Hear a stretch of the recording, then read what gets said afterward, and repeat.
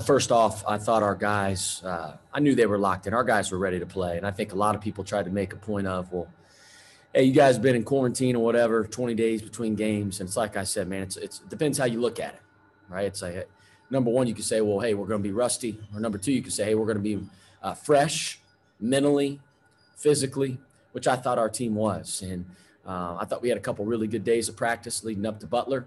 Our guys were really, really locked in. It started with our older guys, our captains. I thought Jason Carter, Zach Fremantle, and Paul Scruggs approached the game in the right way. And they approached the whole quarantine and the pause the whole right way. And that's what gives us a chance to be a really good team. I thought the game, number one, we got a lot of respect for Butler. They're a really good team, very, very, very well coached. We knew they were going to try to play slow, control the tempo of the game. We wanted more possessions. Get up and down. I thought that our ball moved really, really well on the offensive end. That led to 10 threes, obviously, for us. Thought we had a lot of good looks. And it's like I've said before, we haven't shot particularly well in Big East play yet. Yet we're 4-2 in the Big East play. Once we start shooting well, then we got a chance to be really good. And I see us shoot every day in practice. It's like that we shoot almost at a 40% clip from three in practice. And as long as our ball moves, we produce good shots. I have all the confidence in the world in our guys. Defensively, I thought we were tremendous in the first half for probably the first about 25 minutes of the game. Then I thought we started going outside of our system there for about a 10-minute span there. And Butler went on their run, and we knew they were going to go on a run. It's what good teams do. It's what well-coached teams do. And I thought our guys really responded well down the stretch and closed out the game. I do want to give a special shout out to Paul Scruggs. I thought Paul played like a first-team all-conference player tonight.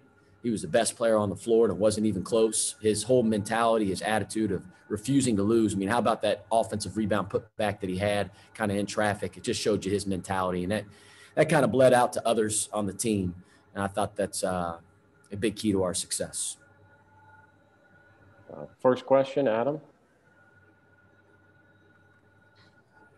Travis, when that game got tight there in the second half, I think Butler cut it to 54-50 at one point. Do you have to say anything to Paul in that situation? Is there a conversation, or does he just decide to take over that game the way he did? He knows. I think he has a pretty good feel for those moments. When they were going on their run, the thing that I kept on talking to our guys about was just staying within our system defensively. Stop gambling.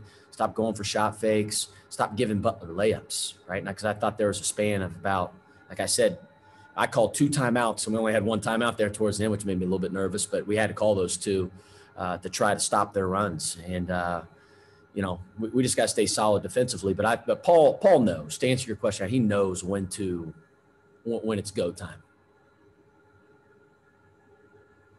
Brandon?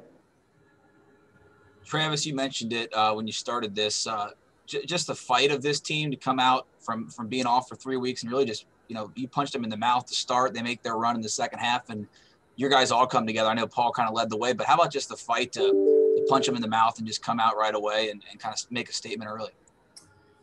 Yeah, it's funny you talk about fighting, Brandon. We talked about before the game, obviously this week is Coaches versus Cancer. Right. And which is a great cause. And I talked about, obviously everybody in our locker room has had somebody, whether it's a friend, family member that has had to battle cancer. And, and how people have the mentality they have to fight, right, to beat it. And we specifically talked about a young man who actually came to practice last year, young man from Loveland, Ohio, Grant Wolf, was in 2nd grade, 7 years old. And I told our guys, I said, man, he fought cancer for 2 years. And that's the mentality that we needed to take to the floor, is we have to fight. We can't give an inch. That's got to be our mentality. And I thought our guys really took to that message because, we have a lot of former players or players from last year's team, Zach, Jason, Paul, Kiki, and they obviously all remembered Grant coming to practice. And we took a picture with him and shot around with him and stuff. Pre all this COVID stuff. And again, that game was for Grant and for everybody else who's also fighting cancer as well out there. Next question, Joe Clark. Yeah, Coach, the other day you specifically talked about Jair Bolden and what he brings to the table. You guys kind of held them pretty well today, 2-9 from three. Did you have any sort of game plan coming in specifically to stop him, or did the chips just kind of fall as they?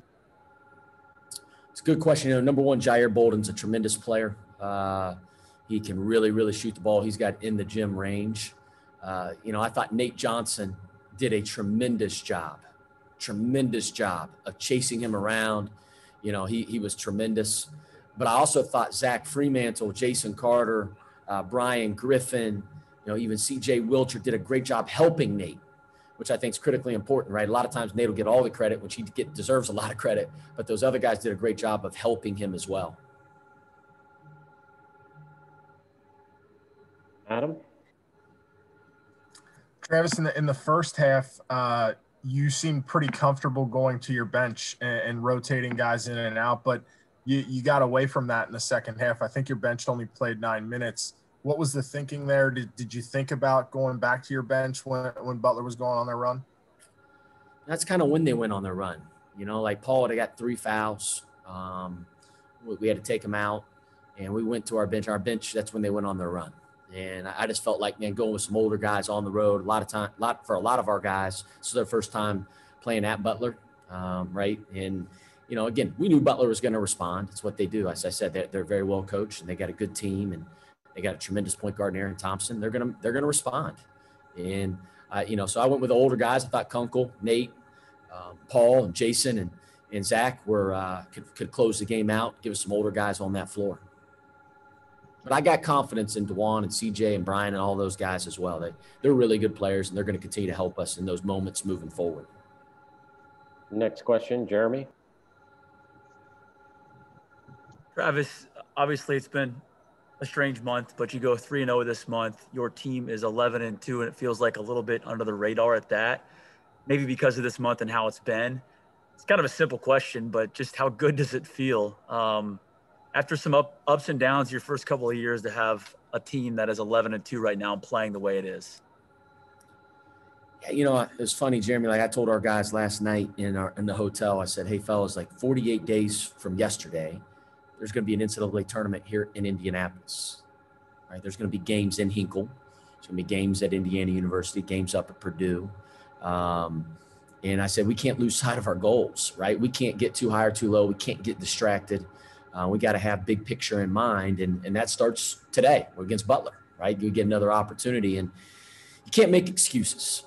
Like I would say, losers make excuses. Everybody's got an excuse. And our guys were just excited to play.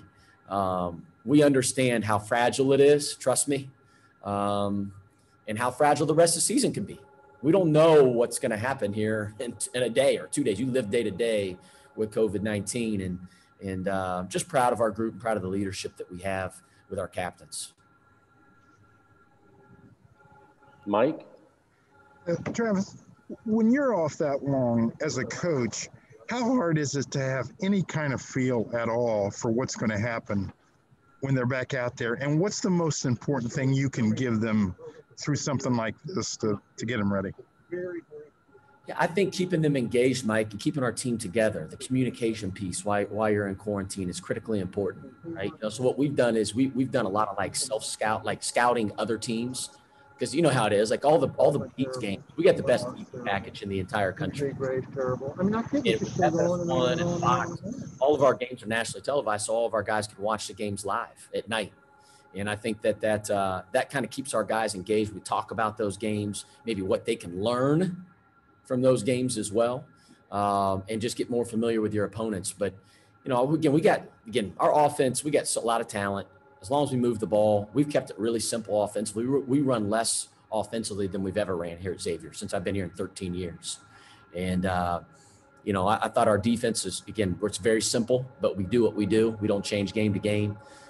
So we're able to execute our system maybe a little bit better than some other teams. Next question, Nate. Travis, I know there was an emphasis of controlling the pace of play heading into this game. How do you feel like you guys were able to do that in the first half compared to the second half? I thought it was a little bit more up tempo in the first half. Didn't like the tempo as well there in the second half. We got to get out and go. That's advantage Xavier, right? The more possessions there are in a game. We're not necessarily a pressing team, so it's hard to speed up Butler. You know, Butler's a team that's going to play at their own pace. They're going to try to play slow. They're going to try to move the ball. You know, that's how they play. And they're really well coached. Like I said, they don't turn the ball over. You know, they don't beat themselves. You have to beat Butler. And that shows obviously how well they're coached by Coach Jordan. So, but we want to play fast. So we got to play even faster than we did tonight. One last question from Adam. Coach, you elected to go with Adam Kunkel tonight in the starting lineup. And, you know, I was curious why that decision. And, you know, it looked like it obviously paid off. He earned his playing time tonight by the looks of it. Yeah, you know, I've said it before. You know, obviously a lot of people make a big deal out of starting and kids make a big deal out of it as well. But for me, I mean, we have more than 5 starters. I mean, we got a lot of good players. I'll never forget one of the best teams we've had at Xavier since I've been here. We had JP McCura, and James Farr both come off the bench. And they were the 2 best bench guys coming off the bench guys in the entire Big East that year. We were number 2 seed in the NCAA tournament. And we have really good depth, right? And Adam, we treat him like he's a starter. He's a great player, obviously. We could have easily started DeJuan. So it was more about matchups, you know, specific to Butler. I thought it gave us the best chance to win, gave him the best matchup going into this game. And Adam responded, obviously. He responded really, really well. He's a tremendous player. Thanks, Coach. Thanks, guys.